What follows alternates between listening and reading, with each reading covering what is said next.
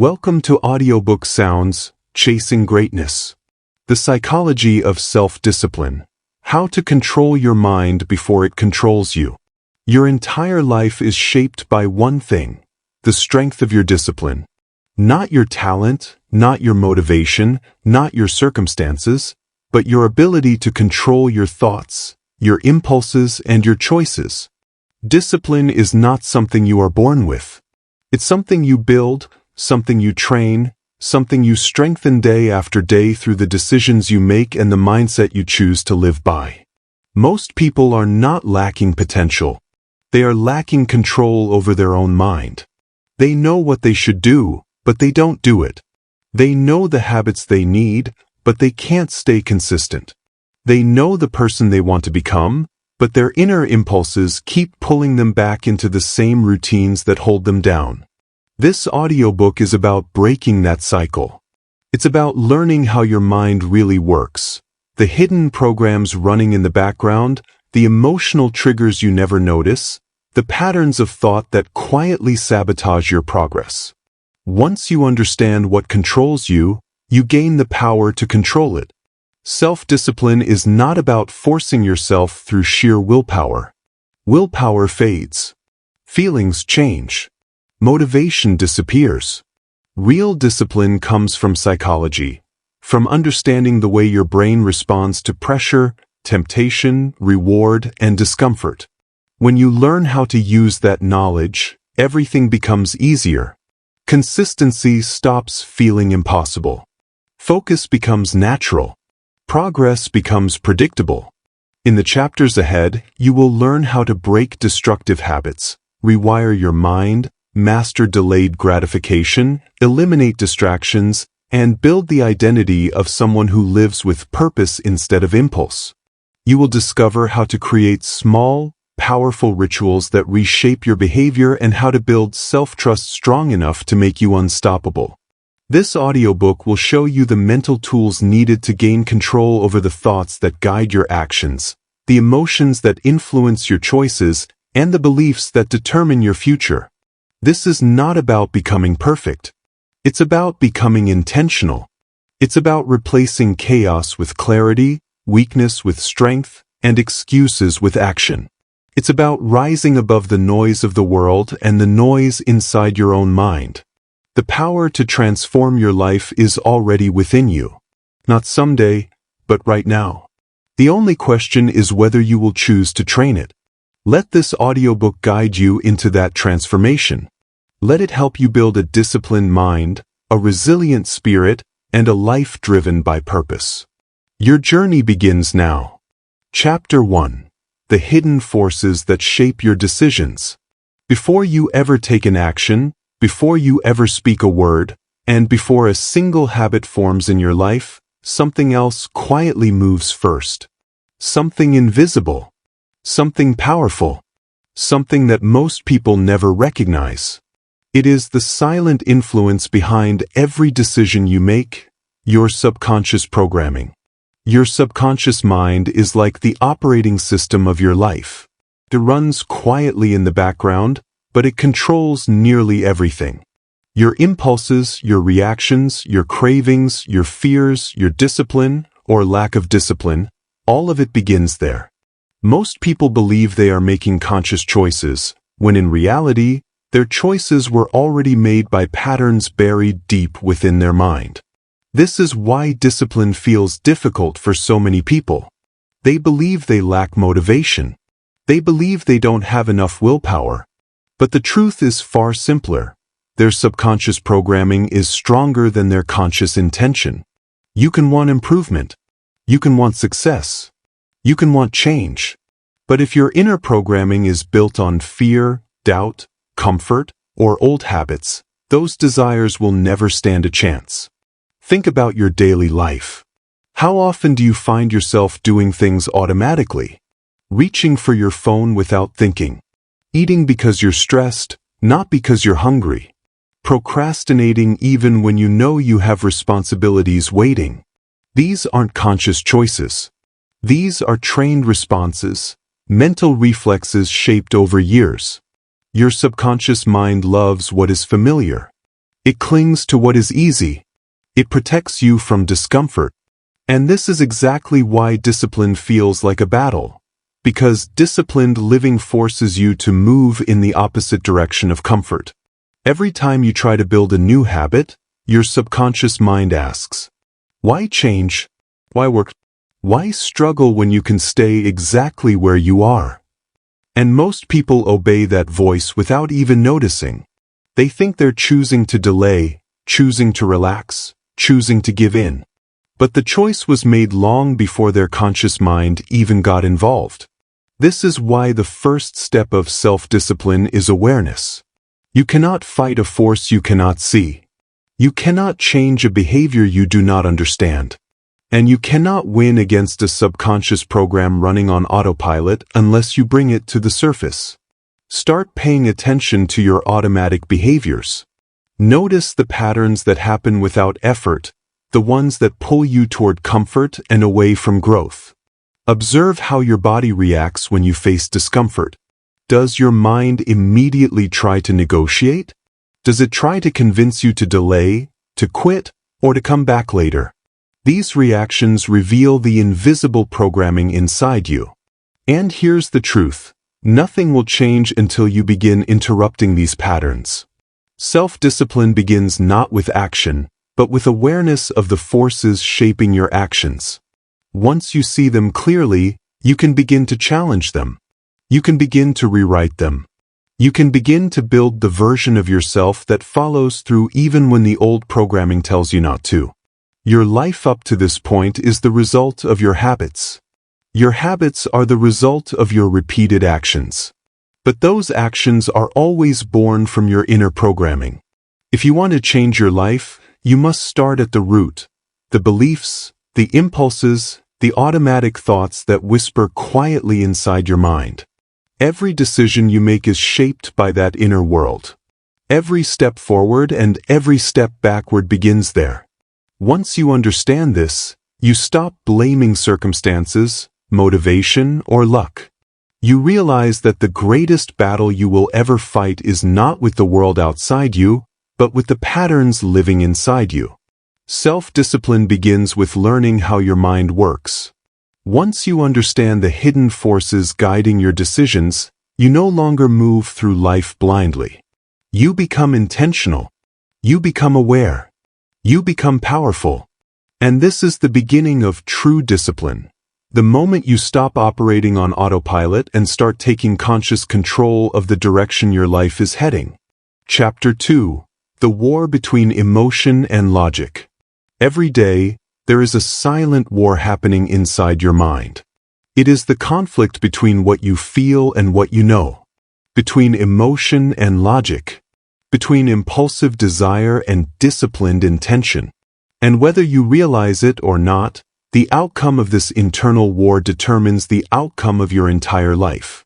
Most people believe they make decisions logically. They assume they think through their choices, weigh the pros and cons, and then act. But science and experience tells a different story. Humans act first from emotion, and only afterward do they justify their actions with logic. This is why discipline feels so difficult.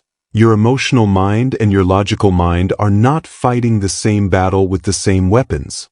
Your emotional mind seeks comfort, pleasure, and immediate relief. It wants what feels good right now: rest, entertainment, avoidance, distraction. It is explosive, reactive, and impatient. Your logical mind values growth, purpose, and long-term rewards. It wants what benefits you in the future: consistency, focus, commitment, sacrifice. It is calm, steady, and strategic. Discipline happens when logic wins. Failure happens when emotion wins. But here is the problem. Emotion reacts instantly. Logic arrives slowly. Emotion shouts. Logic whispers. Emotion demands attention. Logic requires reflection. This imbalance means that unless you are deeply aware, your emotional mind will control the majority of your actions. This is why you procrastinate even when you know you should work. This is why you quit early even when you know you need to persist. This is why you choose comfort even when you want progress. Your emotional mind is simply faster, louder, and more persuasive. But here is the truth that most people never learn. Discipline does not come from suppressing emotion. It comes from understanding it. When you know the patterns of your emotional mind, you stop being controlled by it. You stop reacting out of impulse and start responding out of clarity. Think of your emotional mind like a child, powerful, expressive, and driven by immediate needs, but also easily influenced by pressure, fear, and temptation. Your logical mind is the parent, wise, rational, thinking long-term. When the child is left in charge, chaos follows. But when the parent steps in with calm authority, the child follows. To master self-discipline, you must learn to pause. The pause is the moment where logic can step in before emotion takes full control. When you feel the urge to avoid a responsibility, pause. When temptation pulls at your attention, pause. When frustration rises and you feel like quitting, pause. That pause, even if it lasts just a few seconds, gives your logical mind time to breathe, observe, and take the lead. Discipline lives inside that space between impulse and action. Another key to mastering this inner war is learning to interpret your emotions correctly. Most people think discomfort means stop. They believe fear means danger. They assume doubt means inadequacy. But disciplined minds learn to read discomfort differently. Discomfort becomes a signal to grow. Fear becomes a sign of something meaningful. Resistance becomes proof that you are moving toward something important. The emotional mind says avoid it. The logical mind says embrace it. Self-discipline is choosing the logical path, again and again, until it becomes your default. This doesn't mean emotional impulses disappear. They never fully go away, and they shouldn't. Emotion brings passion, creativity, connection, and drive. The goal is not to silence emotions, but to guide them. When your logical mind leads, your emotional mind becomes a powerful ally instead of a destructive enemy. Emotion gives your goals energy. Logic gives them direction. Together, they create unstoppable discipline. But this harmony doesn't happen automatically. It takes awareness. It takes practice. It takes the willingness to observe yourself honestly. Every time you feel the pull of emotion, ask yourself, am I reacting or responding? A reaction is emotional. A response is intentional. The more you respond instead of react, the stronger your discipline becomes. Over time, something incredible happens. Your emotional mind starts adapting to the patterns of your logical mind. Your impulses begin aligning with your goals. Your cravings change direction. Your habits follow your purpose instead of your fears. This is when discipline becomes effortless. Not because life gets easier, but because your inner world becomes balanced. When logic leads and emotion supports, you become unshakable. You stop sabotaging your own progress. You stop abandoning your responsibilities. You stop drifting through life at the mercy of your feelings. You begin living with intention, clarity, and control. And this is the real beginning of self-discipline. The moment you learn that conquering your life starts with conquering the emotional storms inside your mind. Chapter 3: Rewiring your mind for discipline. Before any lasting change can take root in your life, before new habits can form with stability, and before discipline can become a natural part of your identity rather than a momentary burst of motivation, you must first understand that your mind operates through a complex network of mental pathways that have been shaped, strengthened, and reinforced through years of repetition, emotional experiences, and unconscious responses, which means that everything you do, whether helpful or destructive, begins as a pattern that your brain has learned to follow automatically without questioning whether that pattern serves your future or sabotages it. Most people struggle with discipline not because they are weak, lazy, or insufficient in willpower, but because they attempt to force new behaviors onto an old mental system that is still programmed to seek comfort, escape discomfort, and follow familiar routines that have been repeated so many times the brain believes those habits are necessary for survival, even when those habits clearly lead to stagnation, frustration, and regret. They try to add new habits to a foundation that is cracked, unstable, and dominated by old emotional wiring, which makes discipline feel like an uphill battle rather than a natural progression toward growth. To rewire your mind for discipline, you must first understand that the brain changes itself through repetition, reinforcement, and emotional association, meaning the more frequently a thought or behavior is repeated, the deeper it becomes carved into your neural structure. Every time you take the easy path, your brain rewards you with a sense of relief, making that path more attractive the next time discomfort appears. Every time you procrastinate, your brain learns that avoidance brings temporary peace, which makes avoidance feel irresistible when the next challenge arises. Every time you choose distraction over discipline, your brain strengthens the belief that discomfort must be escaped immediately. But the exciting truth is that the brain is not fixed in this state. It is constantly evolving, constantly reorganizing, constantly adapting to what you repeatedly do, think, and feel.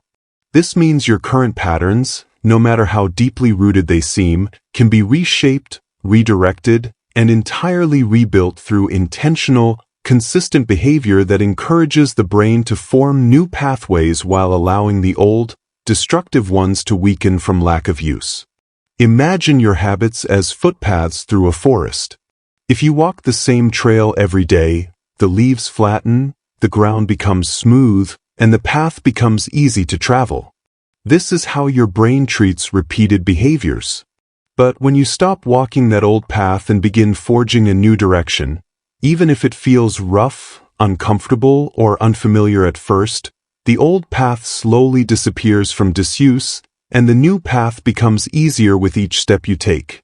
The goal is not to fight the old pathway with force, but to redirect your energy toward building a new one so consistently that your brain eventually treats it as the preferred, natural route. This is why discipline should be practiced in small, manageable repetitions rather than overwhelming bursts of temporary motivation. The mind responds better to consistent daily actions than to dramatic efforts that burn out within a week. A 5-minute disciplined behavior repeated every day reshapes your mind more powerfully than a single hour of intense effort followed by weeks of inconsistency. Another crucial truth about rewiring the mind is that you cannot eliminate a bad habit by simply trying to stop it through willpower alone. The brain does not understand stop. It understands replace. Every habit you want to remove must be substituted with a behavior that fulfills the same emotional need. If you scroll your phone to escape stress, you must replace that escape mechanism with a healthier form of release, such as slow breathing, stretching, journaling, or stepping outside. If you procrastinate because a task feels overwhelming, you must replace that overwhelm with structure, breaking the task into manageable sections so your brain no longer feels threatened by its size. Rewiring works when replacement is intentional and repetitive. Your environment also plays a powerful role in shaping your mental pathways. You cannot rewire your mind for discipline in an environment filled with temptation, chaos, noise, and constant reminders of your old habits. If your surroundings encourage distraction, your brain will always follow the easiest available route. This means you must intentionally modify your environment, clearing clutter from your workspace, silencing notifications, keeping temptations out of sight, organizing your tools for success, and surrounding yourself with reminders of the person you want to become. A disciplined mind grows faster inside a disciplined environment. Finally, mental rewiring requires that you detach your behavior from your shifting emotional state. Most people quit because they expect discipline to feel good, as if the mind will reward them with motivation every time they try to grow. But discipline is built on the ability to take action regardless of emotion, to show up even when inspiration is gone, and to practice consistency even on the days when everything inside you would prefer comfort over progress. When you learn to act independently of your mood, you teach your brain that consistency is non-negotiable. Over time, the brain adapts, accepting discipline as part of your identity rather than an occasional effort. This process does not happen overnight. It happens quietly, slowly, and steadily as each disciplined action creates another layer of wiring until one day you wake up and realize that the behaviors you once struggled with have become effortless. The tasks that once felt overwhelming feel natural. The habits that once required force now flow automatically because your mind has finally accepted them as part of who you are. When your brain becomes wired for discipline, you no longer fight against yourself. You no longer negotiate with your excuses. You no longer crumble under impulse.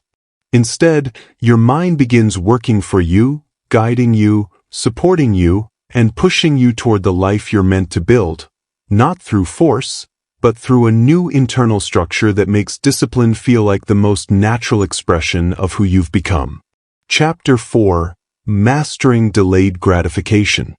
One of the most powerful principles in the psychology of self-discipline is the ability to delay gratification, because every meaningful reward in life, whether it is success, health, financial stability, emotional strength, or personal growth, demands that you choose long-term fulfillment over short-term pleasure, a choice that most people find nearly impossible because their minds have been conditioned from childhood to chase what feels good right now rather than what will benefit them in the future. This conditioning is reinforced every day by a world that constantly offers instant entertainment, instant comfort, instant distractions, and instant rewards, which means your mind is constantly being trained to expect quick results, easy relief, and immediate satisfaction without any real effort or patience. However, the truth that separates disciplined people from undisciplined people is simple but profound. The disciplined understand that anything meaningful requires sacrifice, and they are willing to endure temporary discomfort in order to build a life that is richer, stronger, and far more fulfilling than the temporary pleasures that tempt them in the moment. When you practice delayed gratification, you teach your mind to look beyond impulses, beyond urges, and beyond emotional cravings, and instead focus on what will bring you the deepest level of satisfaction in the long run, even if that long-term reward requires repeated effort, temporary discomfort, or consistent self-control. The emotional mind always wants what feels good right now. The sugary food instead of the healthy meal, the entertainment instead of the work, the distraction instead of the discipline, the shortcut instead of the consistent effort.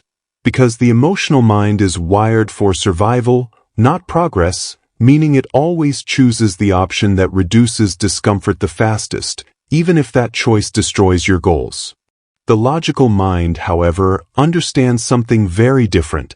It understands that the pain of discipline is temporary, but the pain of regret lasts a lifetime. It understands that small sacrifices today create a stronger, freer, and more secure future. It understands that the discomfort of effort is always more valuable than the comfort of avoidance. To master delayed gratification, you must first develop the ability to tolerate discomfort without immediately running away from it. Most people collapse under discomfort because they never allow themselves to sit with it long enough to understand that the intensity fades, the fear reduces, and the urge loses power the moment you stop feeding it with attention. When you feel the pull of temptation, the urge to procrastinate, the desire to indulge in a bad habit, the impulse to quit early, the key is to pause, breathe deeply, and allow the discomfort to pass through you without acting on it. This moment, though small, strengthens your mind more than you can imagine, because every time you resist an impulse, you weaken the neural pathways that created it, and every time you choose long-term value over short-term pleasure, you strengthen the pathways that support discipline. Delayed gratification becomes easier when you create a clear vision of your future and use that vision as a guide for your present decisions. When you see the version of yourself you want to become, stronger, healthier, more focused, more accomplished, more stable, the sacrifices you make today stop feeling burdensome and start feeling purposeful, because you begin to understand that every moment of discipline brings you closer to that version of yourself, while every moment of indulgence pulls you further away. When you can see the bigger picture, the small temptations lose their power. Another important strategy is to break long-term goals into smaller, manageable steps so that your mind does not feel overwhelmed by the size of the future you're trying to create. The brain rewards progress, even if the progress is small, and when you give yourself structured steps and clear milestones, you give your mind the satisfaction of accomplishment without sacrificing the commitment to long-term success. This approach removes the emotional weight of massive goals and turns your discipline into a structured journey rather than an impossible task. The practice of delayed gratification also requires you to build environments that support your future rather than environments that constantly tempt you to abandon it. If your surroundings are full of distractions, if your digital space is cluttered with temptations, if your schedule is flooded with chaos, then your emotional mind will always overpower your logical mind, because the easiest available option is always the one you will choose under pressure. By removing temptations from your environment, organizing your space intentionally, and reducing the mental noise around you, you make it easier for your mind to choose the disciplined path. In time, something remarkable begins to happen. Delayed gratification stops feeling like a burden and starts feeling like a source of power. Your urges lose their control over you. Your impulses become weaker. Your cravings stop dominating your decisions. You begin to enjoy the process of waiting, building, developing, and strengthening. You begin to trust yourself more deeply because you see proof, real, measurable proof, that you are capable of choosing your future over your momentary feelings. And that trust becomes the foundation of unbreakable discipline. Eventually, you realize that delayed gratification is not about denying yourself pleasure. It is about choosing a deeper, more meaningful form of pleasure, the satisfaction that comes from progress, mastery, growth, freedom, and the knowledge that you are becoming someone who directs their life instead of being directed by their emotions. It is the art of choosing your future over your impulses, your growth over your cravings, and your purpose over your comfort. And when you learn to make that choice consistently, you become unstoppable. Chapter 5. The Power of Identity-Based Discipline. If you truly want to build discipline that lasts a lifetime, discipline that does not collapse when you feel tired, stressed, discouraged, or unmotivated, and discipline that does not depend on temporary bursts of inspiration, then you must understand one of the most important truths about human behavior, which is that people do not rise to the level of their goals, they fall to the level of their identity. Your identity, the deeply held beliefs you have about who you are, determines how you act, how you respond, how you persist, and how you interpret every challenge you face, meaning your habits, your decisions, and your discipline all flow from the story you repeatedly tell yourself about yourself. Most people try to build discipline by forcing behavior changes from the outside. They set goals, create schedules, make to-do lists, write reminders, promise themselves that tomorrow will be better, and attempt to control their actions through sheer effort. But these strategies almost always fail because they never address the deeper structure that drives behavior, the identity beneath the surface. If you see yourself as someone who lacks discipline, no amount of forcing will create sustainable discipline because your actions will always return to the identity your mind believes is true. If you see yourself as someone who always procrastinates, then even when you try to work hard, your mind will eventually bring you back to procrastination because it wants to remain consistent with the identity it has accepted. If you see yourself as someone who always quits, you will find ways to quit even when you consciously want to succeed because self-identity is more powerful than motivation. Identity-based discipline works in the opposite direction.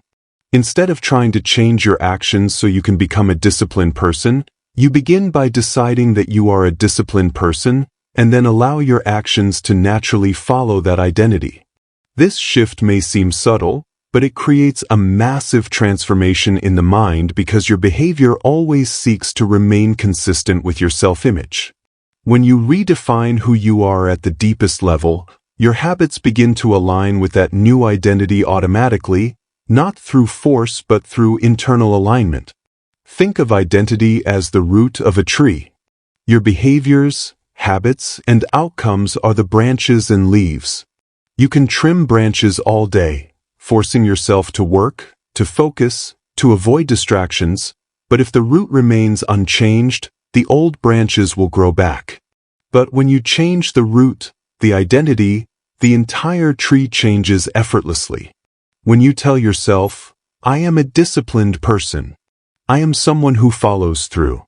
I am someone who stays consistent. You command your subconscious mind to build behaviors that match that identity because your brain desperately seeks internal consistency, meaning it wants your actions to match the beliefs you hold about yourself.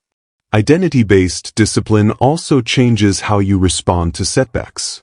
When someone with a fragile identity makes a mistake, misses a workout, breaks a routine, or falls into an old habit, they often interpret it as proof that they are not disciplined, which causes them to quit altogether. But when someone with a strong identity-based foundation makes a mistake, it does not ruin them because they do not see the mistake as evidence of who they are. They see it as a temporary disruption in a long-term identity. At the deepest level, they still believe, I am disciplined, so they naturally return to discipline after the setback without internal shame or self-doubt. The way you shift your identity begins with small, consistent actions repeated daily because identity is not formed through dramatic change. It is built through repetition of behaviors that reinforce the story you want to believe. Every time you wake up on time, you cast a vote for the identity of a disciplined person. Every time you choose focus over distraction, you reinforce the identity of someone who takes control of their life.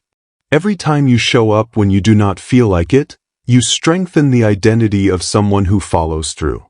These small actions, performed consistently, accumulate into unquestionable evidence that your identity has changed.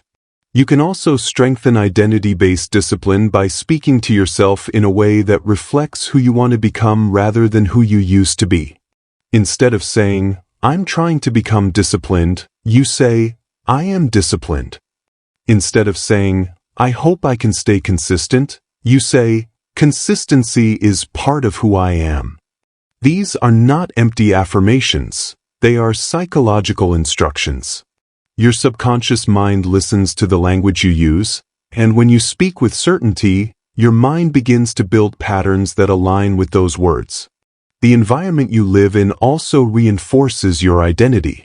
If you surround yourself with people who value laziness, avoidance, and comfort, your identity will adapt to that environment. But if you surround yourself with people who value growth, structure, and responsibility, your identity will rise to match theirs. Human identity is shaped through reflection. We absorb the attitudes of those around us, often without realizing it. So choosing people, spaces, and habits that reinforce your desired identity is essential. Eventually, identity-based discipline leads to a powerful transformation. You begin doing the right thing not because you forced yourself, but because it feels natural, because it aligns with who you believe yourself to be. You no longer negotiate with your excuses. You no longer seek motivation. You simply act, because your identity and your behavior are now one. When discipline becomes your identity, you no longer battle yourself every day. You no longer argue with your impulses. You no longer rely on emotion to guide your choices. You operate from a place of inner certainty. And once that certainty is established, your life begins to change in ways that feel effortless because every action you take flows directly from the story you believe about who you are. This is the power of identity-based discipline. The shift from trying to change your life externally to transforming your life from the deepest, most permanent internal level. Chapter 6. Building rituals that reprogram your behavior. If you want to build discipline that stays with you for life, discipline that does not crumble when you feel tired, overwhelmed, or unmotivated, and discipline that operates consistently regardless of circumstances, then you must understand the extraordinary power of rituals, because rituals, unlike temporary habits or momentary efforts, are structured, intentional, repetitive actions that signal to your brain that certain behaviors are no longer optional tasks but foundational parts of who you are, which means that once a ritual is established, it begins to shape your identity, your emotional patterns, your levels of focus, and the standards you hold yourself to, all without requiring constant willpower or conscious decision-making. Most people attempt to change their lives by trying to force discipline into random moments throughout the day, telling themselves they will work when they feel ready, exercise when they feel motivated, study when the mood is right, or avoid distractions when they happen to remember, but this approach will always fail because it relies on unstable emotional states rather than stable behavioral systems.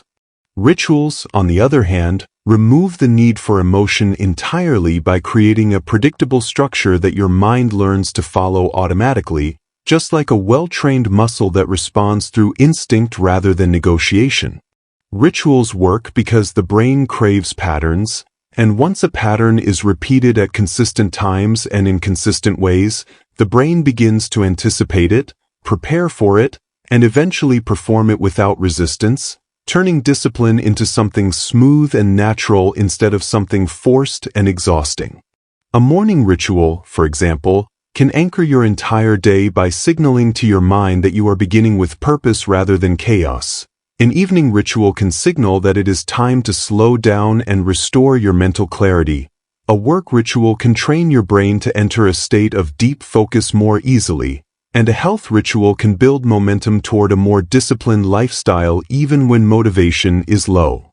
What most people misunderstand is that rituals do not need to be complicated, long, or dramatic in order to be effective. In fact, the strongest rituals are the simplest ones because simple actions are easier to repeat consistently, and consistency is the force that reprograms the brain. A 10-minute morning routine performed every day for 6 months will rewire your mind more powerfully than a 2-hour routine performed sporadically whenever you feel inspired. The mind changes through repetition, not intensity, meaning that the daily commitment matters far more than the scale of the ritual itself. Rituals become transformative when they are connected to identity, because when you attach meaning to your routine, you strengthen the psychological bond between who you want to become and what you repeatedly do.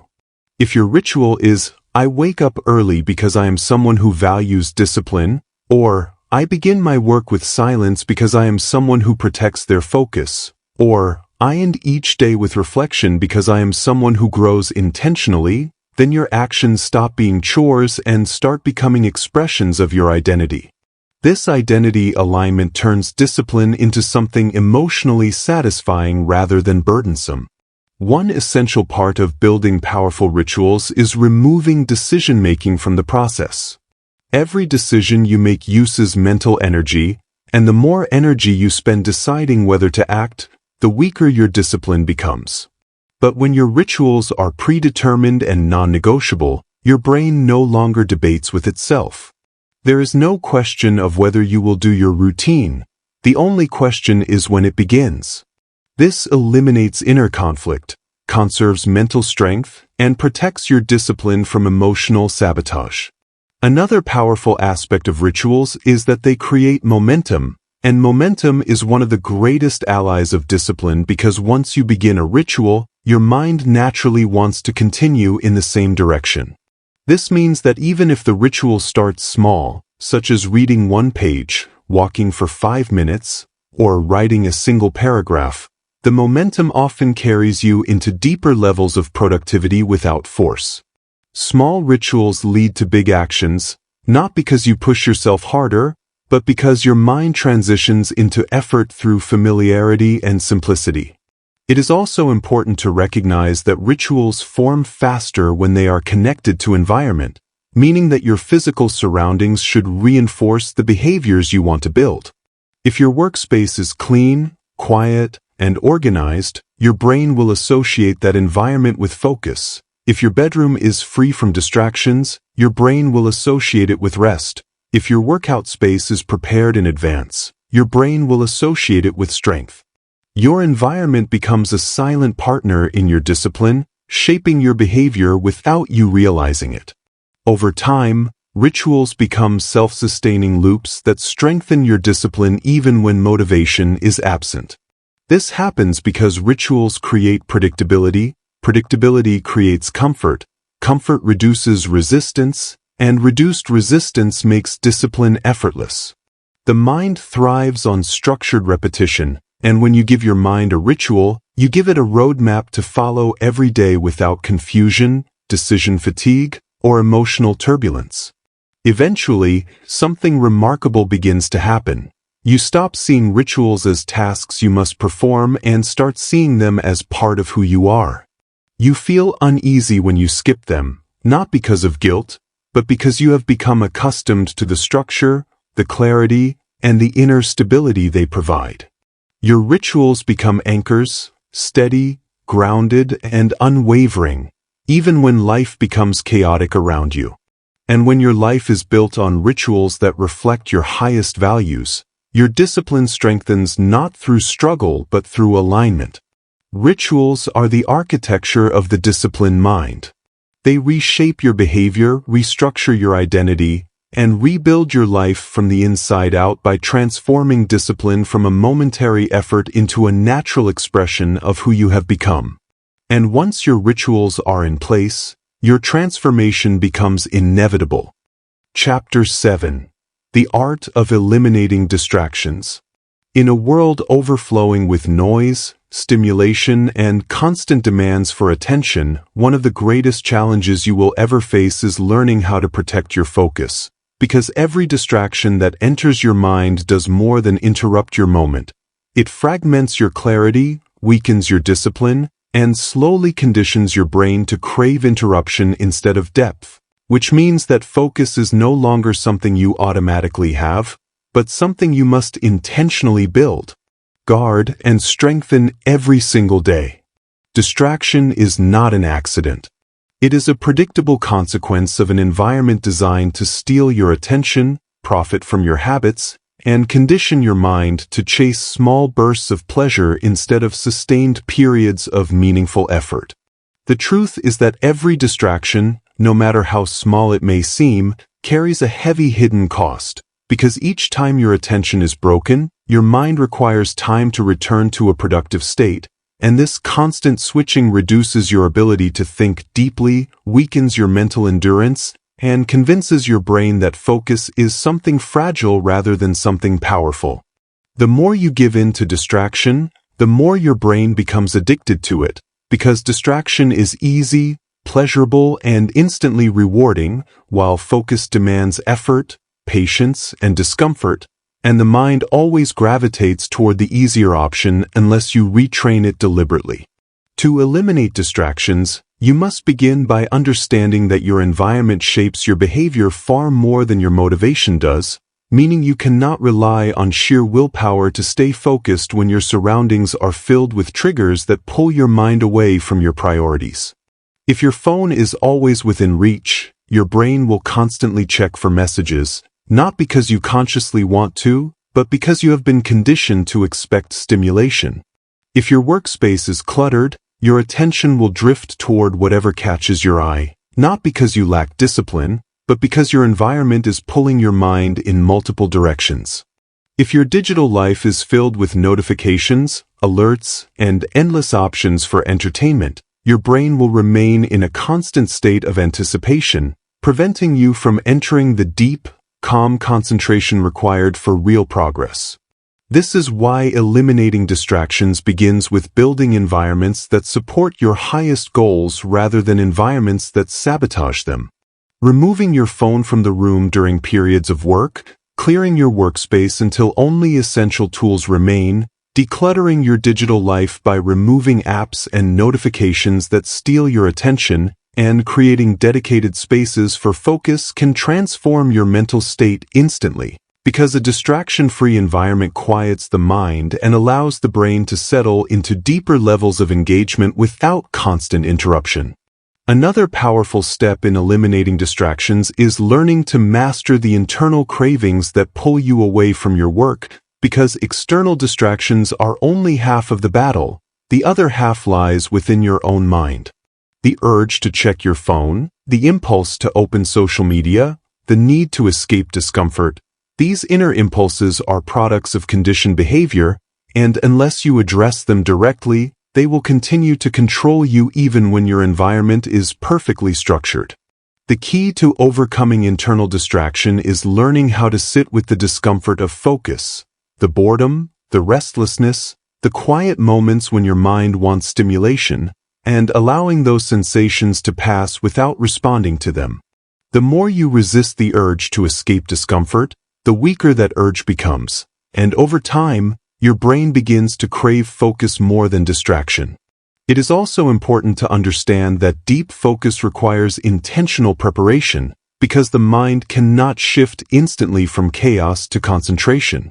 Creating a pre-focus ritual, something simple and repetitive such as deep breathing, clearing your desk, stretching your body, or reviewing your goals, signals to your brain that it is time to transition into a focused state, which makes it easier to enter flow and remain there for longer periods.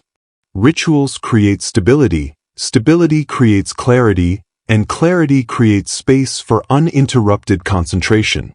Once you begin to experience the power of deep focus, you will discover something extraordinary. The more time you spend in undistracted concentration, the more rewarding it becomes. Focus creates progress, progress creates satisfaction, and satisfaction builds internal motivation, making discipline feel effortless because your mind begins associating focus with fulfillment rather than boredom. Eventually, distracted living feels uncomfortable, shallow, and unfulfilling, because you have tasted the depth, peace, and power that come from full, uninterrupted engagement. Eliminating distractions also requires you to become fiercely protective of your time, because time is the currency of your life, and every distraction steals a piece of it that you will never get back. When you begin treating your time as something sacred, you stop allowing people, notifications, or impulses to interrupt your priorities. You develop boundaries around your focus, you learn to say no to anything that dilutes your attention, and you guard your mental energy with intention rather than letting the world dictate how you spend your day. Ultimately, the art of eliminating distractions is not about restricting yourself, but about liberating yourself from the forces that scatter your mind, quiet your ambition, drain your energy, and prevent you from entering the mental states required to create meaningful change. It is the process of removing everything that weakens your clarity, amplifying everything that strengthens your concentration, and training your brain to value depth over noise. And when you finally master this art, your discipline becomes sharper, your productivity becomes natural, your mind becomes calmer, and your life begins to move in a direction that reflects your highest potential rather than your momentary impulses, because a focused mind is a powerful mind, and once you protect it from distraction, you gain the ability to shape your future with intention, strength, and unstoppable clarity. Chapter 8. Transforming Obstacles into Inner Strength. Life, no matter how carefully you try to manage it, will always deliver moments that challenge you, moments that disrupt your expectations, moments that push you into discomfort, and moments that test the limits of your patience, your resilience, and your emotional stability. These obstacles, whether they arrive as personal failures, unexpected setbacks, overwhelming responsibilities, internal doubt, or external pressure, are not random punishments designed to break you, but powerful invitations designed to shape you into someone stronger, wiser, more disciplined, and more capable of carrying the greatness you are meant to build. Most people do not realize that obstacles have two faces. One face appears intimidating, painful, and discouraging, the face most people see first, while the other face holds the very opportunities that strengthen your character, sharpen your discipline, stretch your capacity, and deepen your self-belief. The difference between the people who crumble under challenges and the people who rise because of them is the perspective through which they choose to interpret their struggles. When you see obstacles as signs that you are unprepared, incapable, or unworthy, you naturally shrink, retreat, or respond with fear. But when you view obstacles as training grounds for your mind, you step into them with a sense of purpose, knowing that the pressure you are facing is molding you into someone greater than you were yesterday. Every obstacle contains within it a lesson, a hidden message meant to reveal either a weakness you need to strengthen, a belief you need to outgrow, a habit you need to break, or a skill you need to build. And when you approach obstacles with this mindset, you stop asking, "Why is this happening to me?" and begin asking, "What is this experience trying to develop within me that I will need for the future I want?" This shift in perspective turns every struggle into an opportunity for transformation, every difficulty into a stepping stone, and every challenge into a piece of mental armor that strengthens your resilience. The truth is that the mind grows stronger the same way muscles do, through resistance, strain, and pressure, meaning that obstacles are not interruptions to your growth, but essential components of it. If life were always easy, your mind would never adapt, your confidence would never expand, and your discipline would never reach the level required to sustain the success you dream of. It is the weight of your challenges that forces your inner strength to emerge, just as it is the weight in the gym that forces your physical strength to develop. Without resistance, there is no growth, and without challenge, there is no transformation. To turn obstacles into mental strength, you must first neutralize the emotional reaction that surfaces when you encounter difficulty. Most people respond immediately with frustration, fear, anger, or discouragement, but emotional reactions cloud judgment, narrow perspective, drain energy, and prevent you from seeing the opportunity hidden beneath the discomfort. Instead, train yourself to pause before reacting, breathe deeply, and allow your emotions to settle long enough for clarity to return. This ability to create space between stimulus and response is one of the strongest indicators of inner discipline, because it allows you to approach challenges with a calm mind rather than allowing the challenge to dominate your mindset. Once you have established emotional neutrality, you can begin analyzing the obstacle with logic instead of panic.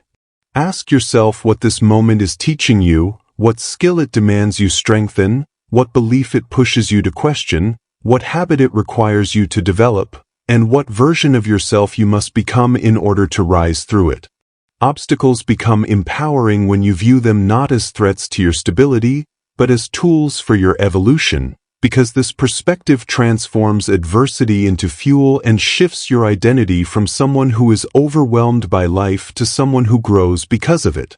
Another essential element in transforming obstacles into strength is accepting that progress does not always look like forward movement.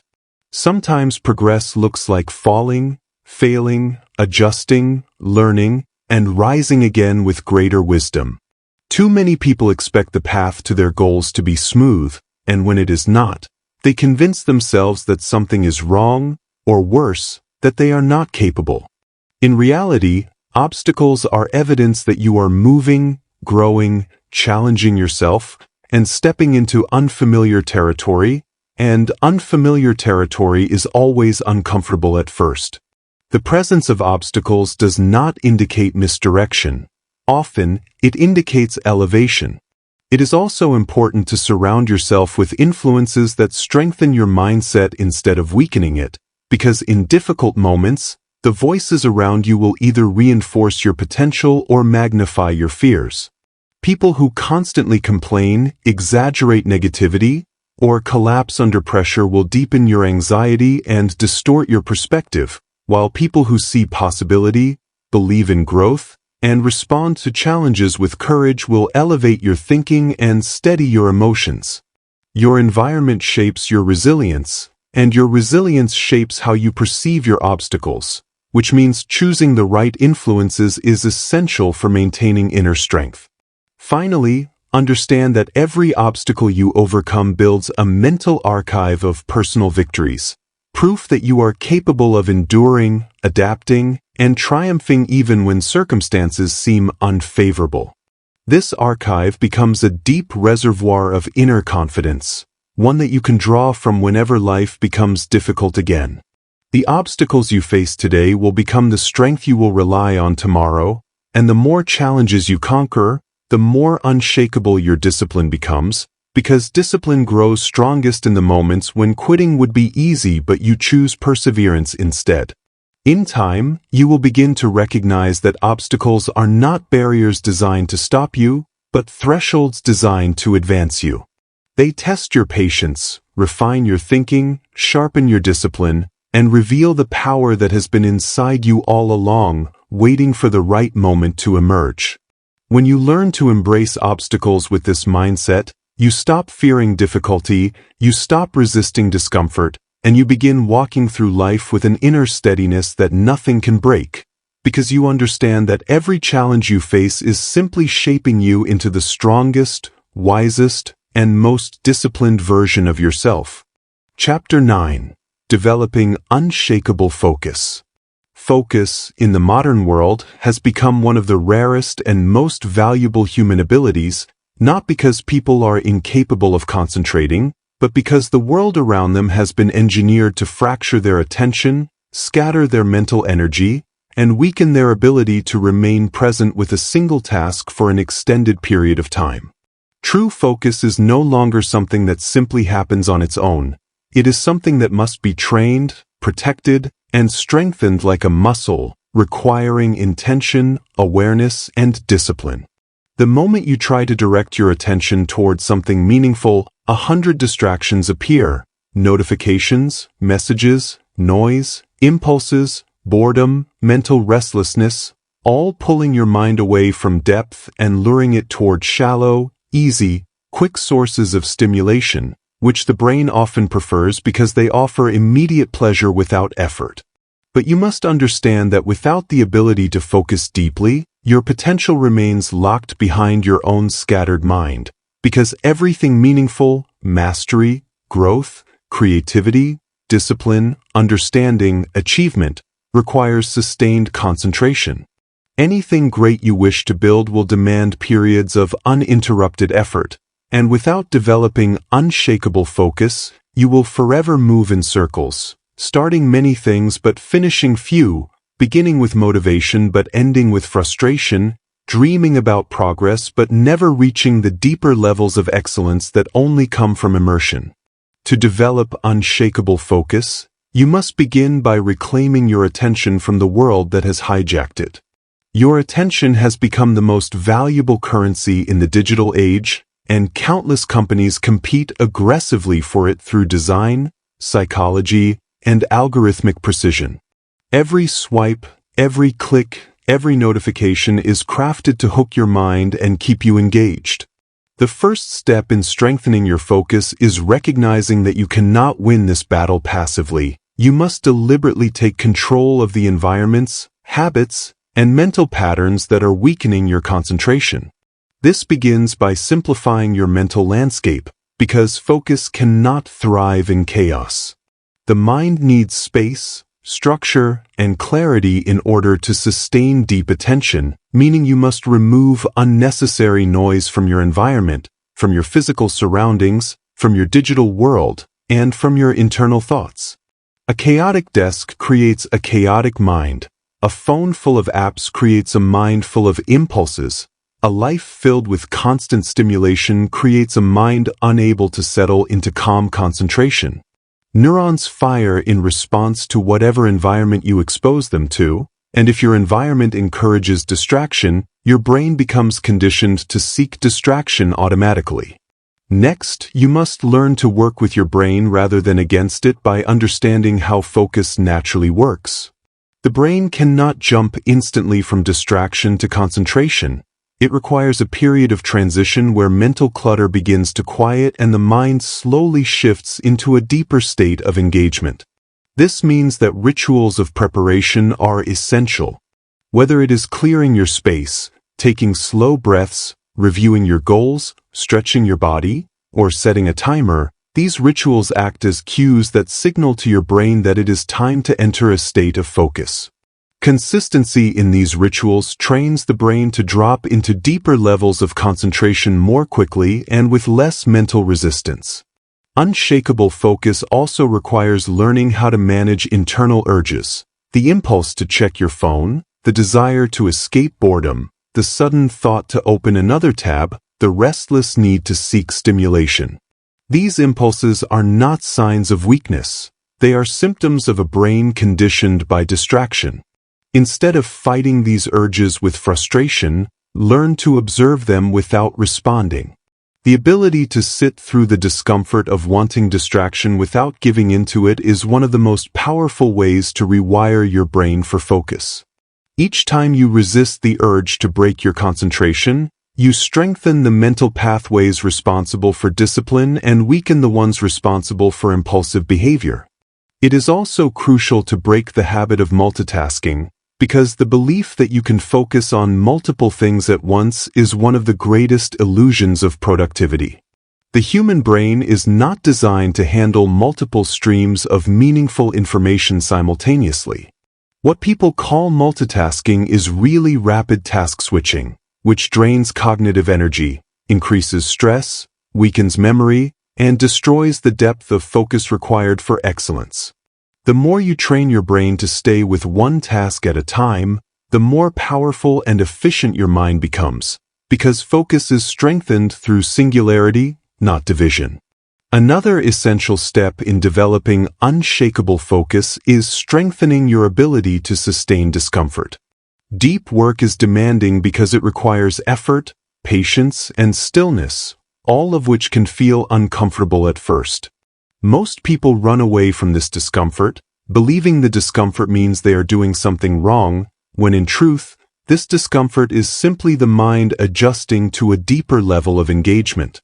If you can sit with that discomfort rather than escaping it, your capacity for concentration expands dramatically, and what once felt difficult becomes natural. You must also learn to protect your mental energy, because focus is not just about attention, it is about stamina. Every decision you make, every impulse you fight, every distraction you entertain drains the energy needed for deep concentration. This is why routines, structure, and simplicity are essential. The less energy you waste on trivial matters, the more strength you have for the work that truly matters. A disciplined life creates a focused mind, and a focused mind creates unstoppable progress. Finally, you must understand that unshakable focus is not something you build overnight. It is something you strengthen slowly, consistently, and deliberately. Each day you practice deep focus, you train your brain to remain in that state with greater ease. Each day you remove distractions, you condition your brain to value presence over noise. Each day you resist impulsive habits, you develop stronger neural pathways that support discipline. Over time, this consistent practice transforms your mind, allowing you to remain focused even when the world around you is chaotic. And when you reach that level of focus, the level where your mind becomes a tool you control rather than a force that controls you, everything in your life begins to shift. Your work becomes deeper. Your progress becomes faster. Your clarity becomes sharper. Your productivity becomes effortless. And your discipline becomes something unbreakable because you possess the rare ability to direct your mind wherever you choose, for as long as you choose, without being pulled away by impulse or distraction. Unshakable focus is not a skill reserved for a few gifted individuals. It is a skill available to anyone willing to reclaim their attention, restructure their habits, and train their mind with intention. Once you develop it, your life expands in ways you never imagined possible, because a focused mind is a powerful mind, and a powerful mind makes you unstoppable.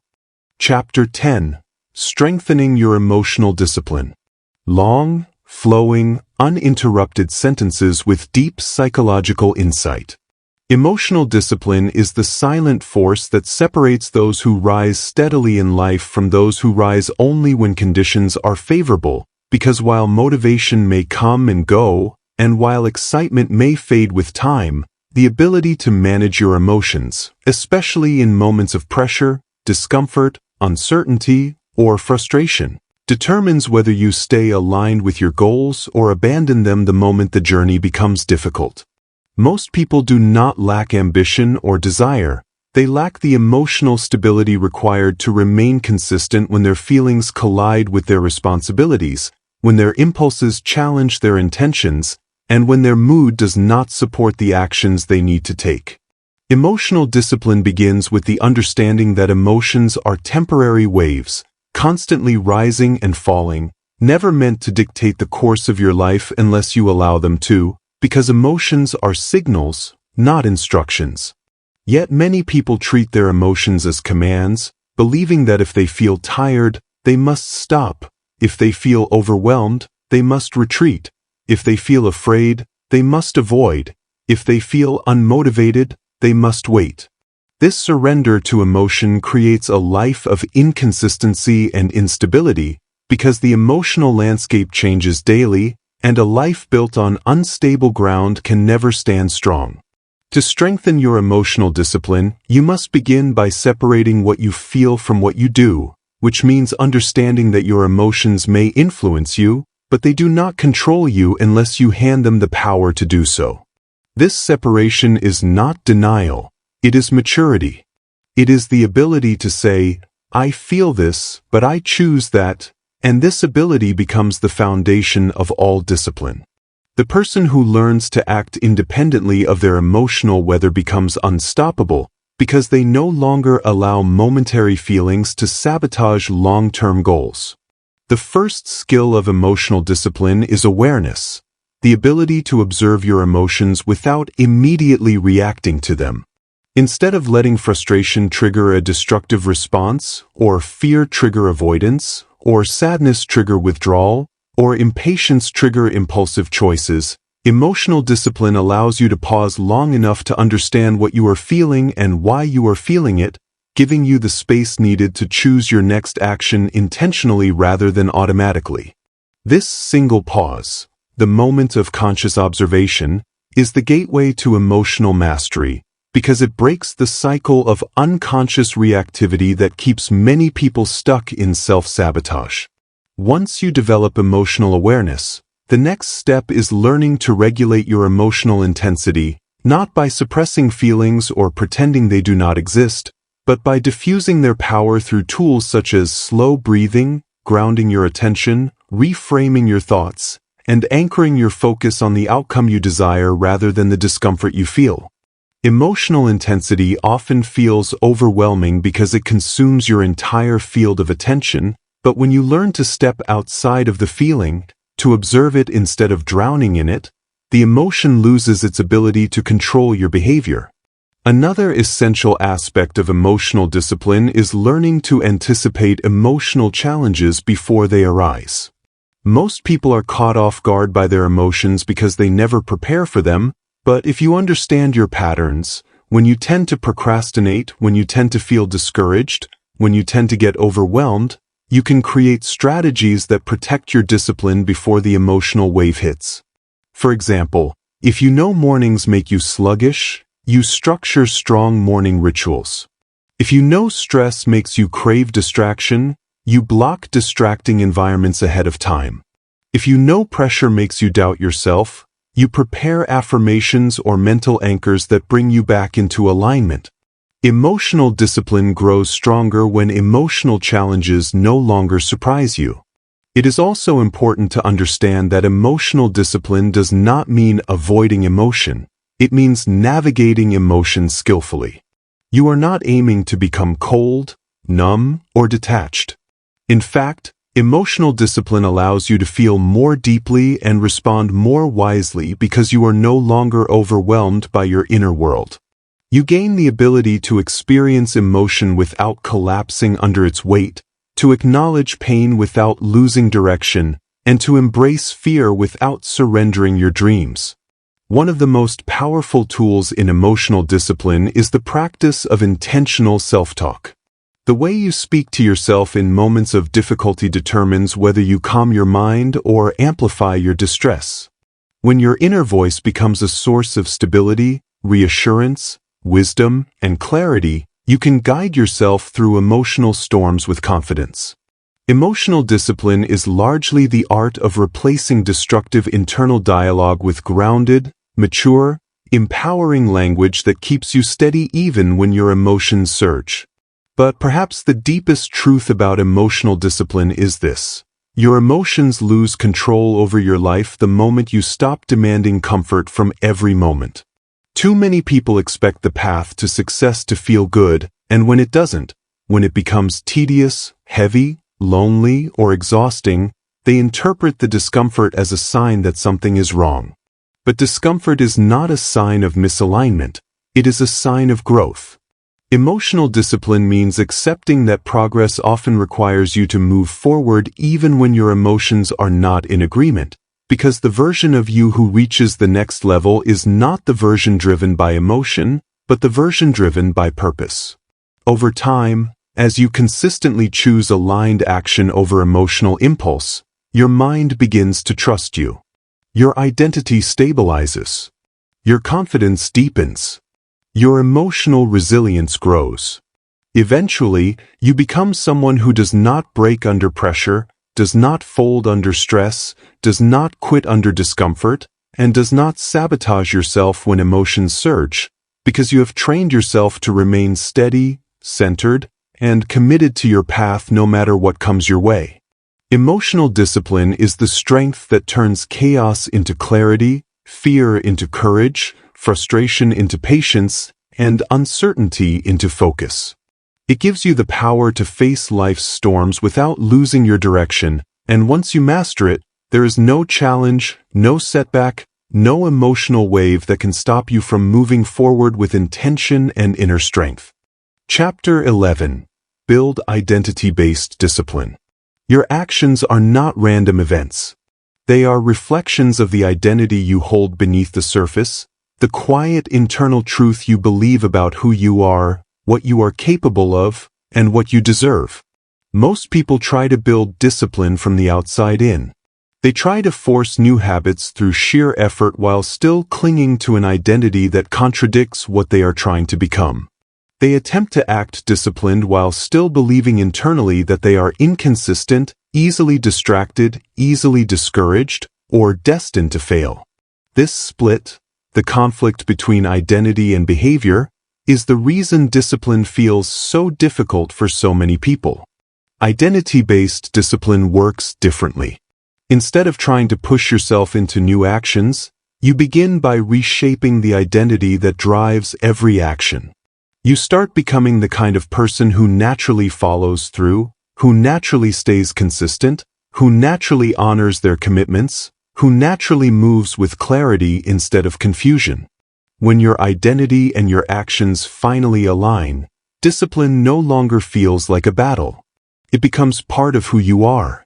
Everything you do, good or bad, is simply a vote for the kind of person you believe yourself to be. When you procrastinate, you cast a vote for the identity of someone who avoids responsibility. When you break your habits, you cast a vote for the identity of someone who quits easily. When you indulge in distractions, you cast a vote for the identity of someone who cannot stay focused. But when you honor your commitments, you cast a vote for the identity of someone who is reliable. When you keep your promises to yourself, you cast a vote for the identity of someone who can be trusted.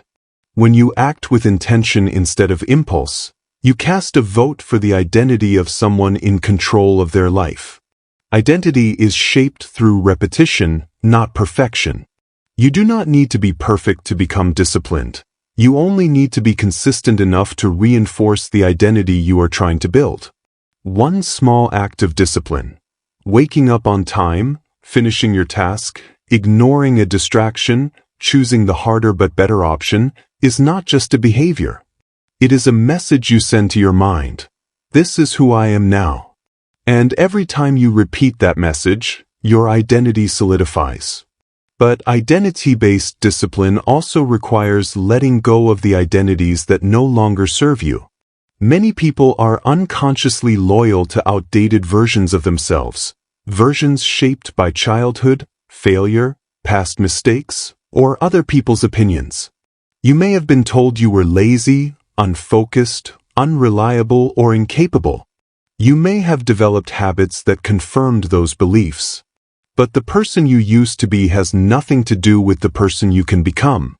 Growth begins the moment you stop defending your limitations and start questioning them. To build identity-based discipline, begin by defining the person you want to become. Not just in your goals, but in your character. What are the qualities of someone disciplined? They follow through. They stay focused. They choose long-term growth over short-term pleasure. They take responsibility. They keep their promises. They move with intention. They do not wait for motivation. They act from purpose.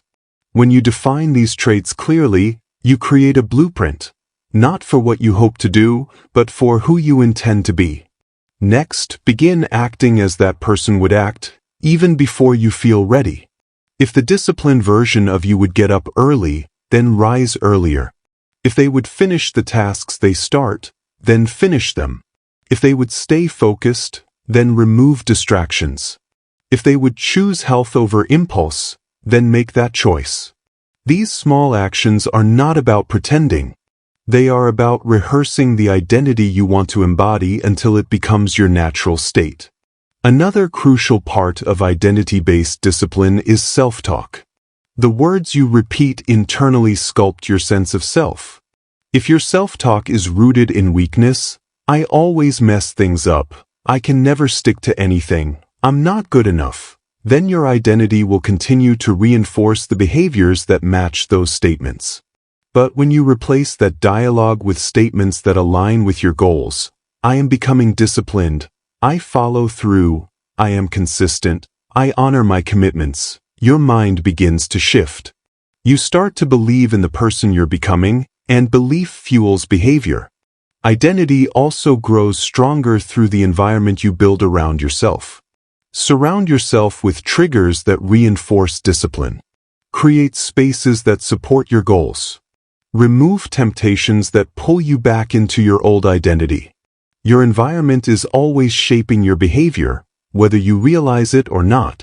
So align your environment with the identity you want to embrace. The person who keeps a tidy space behaves differently from the person who lives in chaos. The person who prepares for success behaves differently from the person who hopes for it. Your environment becomes a silent partner in the discipline you are cultivating. Finally, understand that identity-based discipline is a lifelong practice. Your identity evolves as you grow, and every level of life requires a new version of you. The habits that got you this far may not be the habits that take you to your next chapter. So allow yourself to evolve. Allow yourself to outgrow old definitions. Allow yourself to step into the version of you that your future requires. Discipline is not only about staying consistent, it is about becoming someone worthy of the goals you are pursuing. When your identity aligns with your actions, discipline becomes effortless, natural, and automatic. You no longer chase consistency, you become consistent. You no longer force routines, you embody them. You no longer struggle to control your mind. Your mind becomes an ally instead of an opponent. Your identity is the foundation of everything. Build it with intention, reinforce it with action, and you will create a level of discipline that no setback, no distraction, and no emotion can ever break. Chapter 12. Becoming the master of your mind. Every journey has a destination, but the journey of mastering self-discipline leads to something far greater than a single achievement or milestone.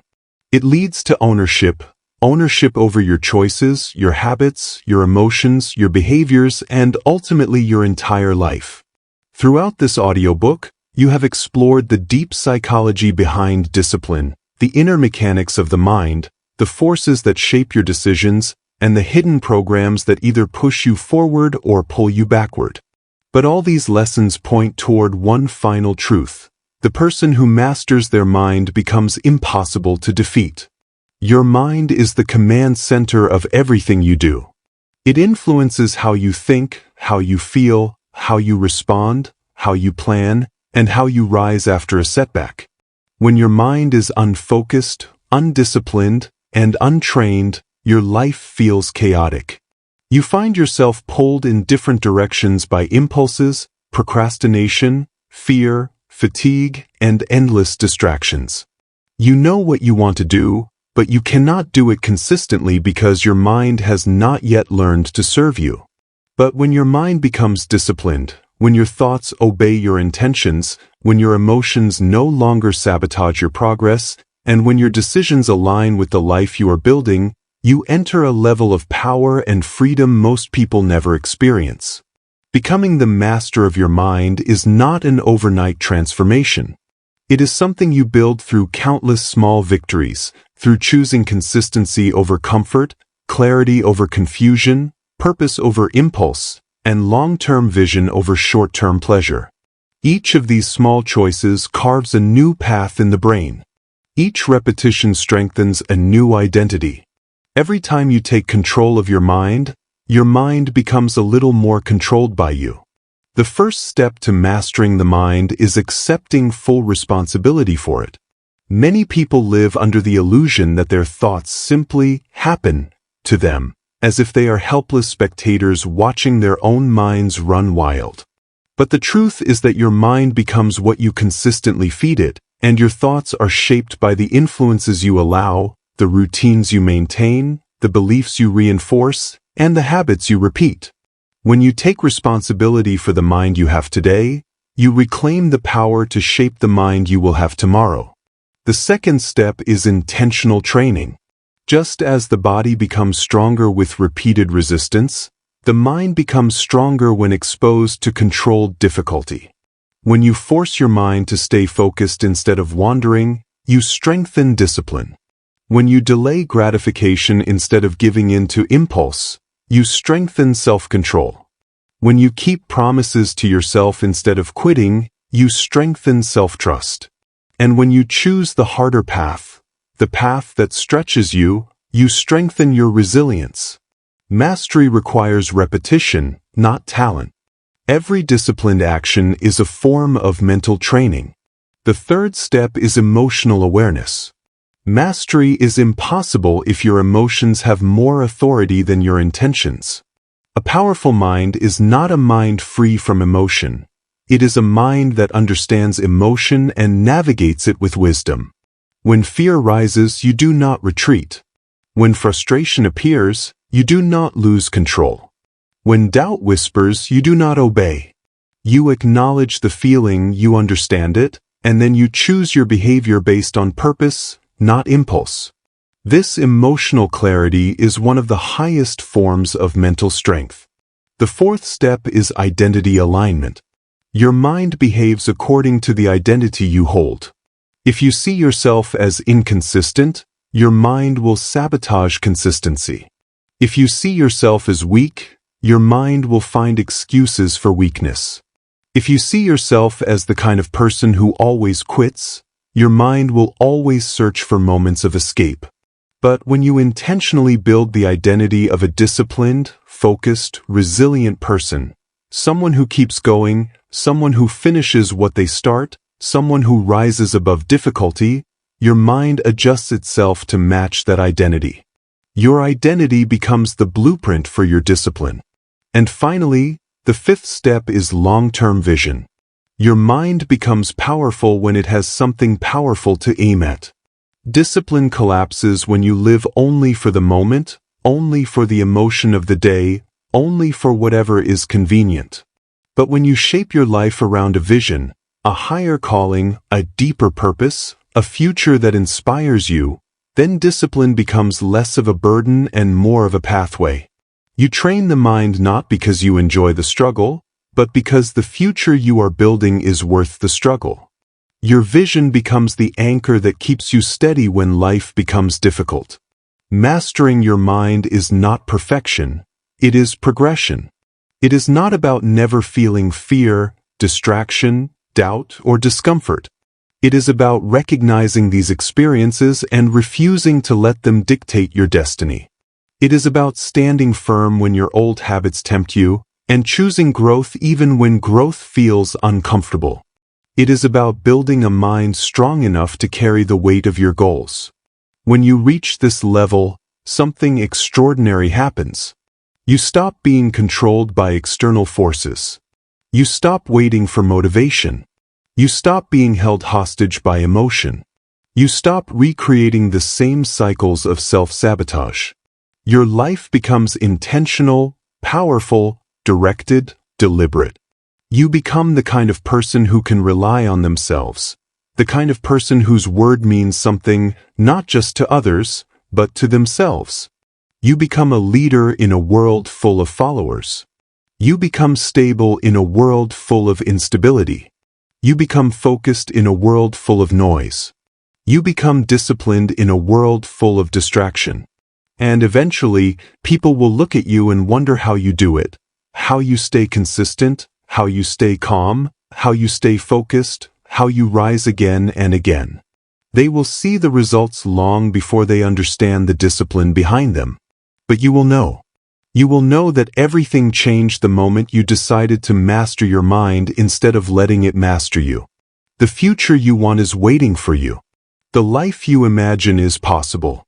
The discipline you admire in others can become the discipline you build within yourself. All of it begins and ends in the mind. You now have the tools, the psychology, the understanding, and the clarity. The rest is practice. The rest is consistency. The rest is becoming who you were meant to be. You have reached the end of this audiobook, and if you are here, still listening, still absorbing, still committed to strengthening your mind, then you have already proven something powerful about yourself. You do not quit easily. You do not turn away from growth. You do not run from the difficult parts of self-improvement. You face them head-on. And that alone separates you from the majority of people who start strong but never follow through. So take a moment and acknowledge the discipline you've already shown simply by arriving at this point. Throughout this journey, you have learned not only how the mind works, but how your mind works. The parts that have been helping you, the parts that have been quietly holding you back, and the parts that are waiting to be shaped into something stronger, clearer, and more powerful. You now understand that discipline is not a punishment. It is not restriction.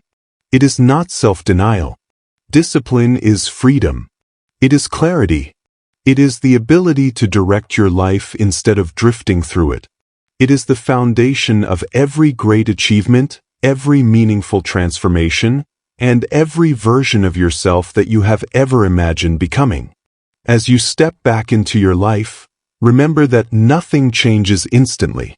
Growth is not a lightning strike. It is a slow, steady fire that you feed every day with the actions you choose, the thoughts you allow, the habits you repeat, and the boundaries you enforce. Some days will feel easy. Others will test you. Some days your mind will align smoothly with your goals. Other days it will fight you. But those difficult days are not setbacks. They are training. They are the moments where your discipline grows roots, where your character hardens, and where your future self is quietly built. Carry the lessons from this audiobook with you. Apply them even when no one is watching. Especially when no one is watching. Because discipline is not for display. It is not for applause. It is for you, for your growth, your peace, your strength, your vision, your life. And if this audiobook has helped you, inspired you, or opened something inside you, I want to ask you for one thing. Stay connected. Your journey does not end here. There is always another level of discipline, another chapter of growth, another layer of potential waiting to be unlocked.